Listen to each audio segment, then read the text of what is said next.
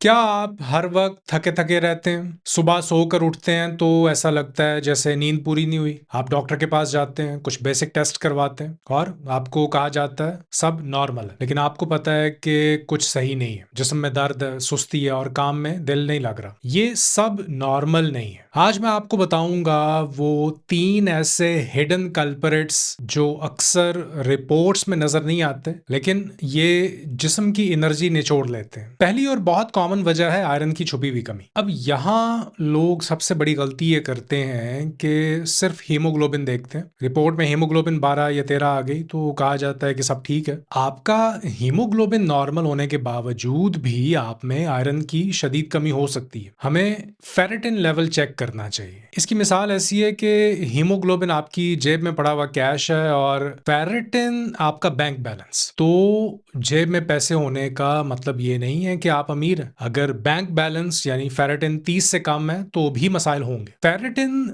Body का iron store होता है। जब ये स्टोर खाली होना शुरू होता है तो बॉडी पहले आपको सिग्नल देती है। थकावट, बाल गिरना, सांस फूलना, दिल की धड़कन तेज महसूस होना, चेहरे पर पीलापन, चक्कर सा आ जाना अचानक और काम करने का दिल ना करना। खास तौर पर खवातीन में ये बहुत कॉमन होता है क्योंकि पीरियड्स की वजह से आयरन लॉस होता रहता है। लेकिन मर्दों में भी ये हो सकता है अगर डाइट वीक हो, स्टमक एब्जॉर्प्शन का मसला हो या अंदर ही अंदर ब्लीडिंग हो रही हो। तो अगर आप हर वक्त थके हुए रहते हैं और सीबीसी नॉर्मल आया है तो अपने डॉक्टर से ये जरूर पूछें कि क्या मुझे फेरेटिन चेक करवाना चाहिए। सिर्फ हीमोग्लोबिन देखकर कहानी खत्म नहीं होती। दूसरी वजह है विटामिन डी और विटामिन B12 का बॉर्डर लाइन पे होना। यहाँ भी रिपोर्ट लोगों को धोखा दे देती है। रिपोर्ट में लिखा होता है नॉर्मल और बंदा मुतमिन हो जाता है। देखिए, नॉर्मल और ऑप्टिमल एक चीज नहीं है। नॉर्मल का मतलब होता है कि आप बिल्कुल नीचे वाली लाइन से थोड़ा सा ऊपर है। ऑप्टिमल का मतलब होता है कि बॉडी अच्छा परफॉर्म कर रही है। मिसाल के तौर पर अगर आपका मोबाइल 15% बैटरी पर चल रहा है तो मोबाइल ऑन तो है, लेकिन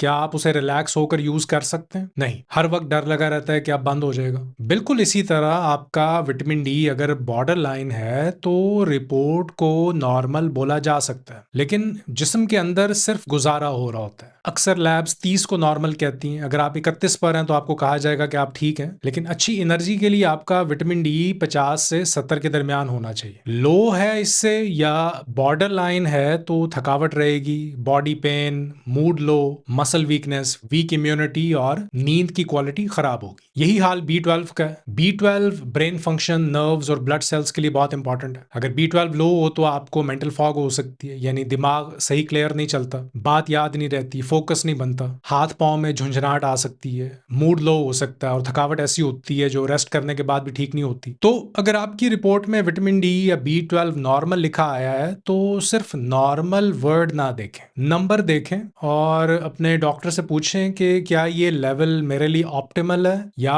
सिर्फ बॉर्डर लाइन नॉर्मल है। क्योंकि कभी कभी आप बीमार नहीं होते, आप डेफिशिएंट होते हैं। तीसरा कल्परेट वो है जो किसी रिपोर्ट में नहीं आता, जहनी दबाव, स्ट्रेस, कॉर्टिसोल और नर्वस सिस्टम का ओवरलोड। अब ये वो चीज है जो अक्सर रिपोर्ट्स में नहीं आती है। आप सीबीसी करवा लें, शुगर करवा लें, थायराइड करवा लें, ये सब नॉर्मल आ सकते हैं, लेकिन आपका नर्वस सिस्टम अंदर से थक चुका होता है। देखिए, जब आप हर वक्त टेंशन में रहते हैं, पैसे की टेंशन, घर की टेंशन, रिश्तों की टेंशन, काम की टेंशन, फ्यूचर की टेंशन, तो आपका जिस्म इसे नॉर्मल लाइफ नहीं समझता, जिस्म इसे डेंजर समझता है। फिर बॉडी कॉर्टिसोल बनाती है। कॉर्टिसोल इमरजेंसी हार्मोन है। थोड़ी देर के लिए ये आपको अलर्ट रखता है, लेकिन अगर ये रोजाना, महीनों तक, सालों तक हाई रहे तो ये आपके एनर्जी सिस्टम को बर्न कर देता है, फ्यूज को उड़ा देता है। इसकी एक बहुत कॉमन फीलिंग होती है, वायर्ड बट टायर्ड। मतलब दिन भर थकावट होती है लेकिन रात को बेड पर लेटो तो नींद नहीं आती। जिस्म थका हुआ है लेकिन दिमाग बंद नहीं हो रहा, आंखें बंद हैं लेकिन सोच चल रही है। सुबह उठो तो लगता है जैसे रात भर रेस्ट ही नहीं किया। इस कंडीशन में आप कॉफी ज्यादा पीते हैं, ज्यादा चाय पीते हैं, मीठा खाने का दिल करता है और फिर एनर्जी और क्रैश होती है। इसलिए अगर आपकी सारी रिपोर्ट्स नॉर्मल हैं लेकिन आप फिर भी थके हुए हैं तो मसला खून में नहीं, आपके नर्वस सिस्टम में। और इस वक्त सुकून भरी नींद किसी भी दवाई से ज्यादा जरूरी है। अपनी नींद, अपनी टेंशन, अपना स्क्रीन टाइम,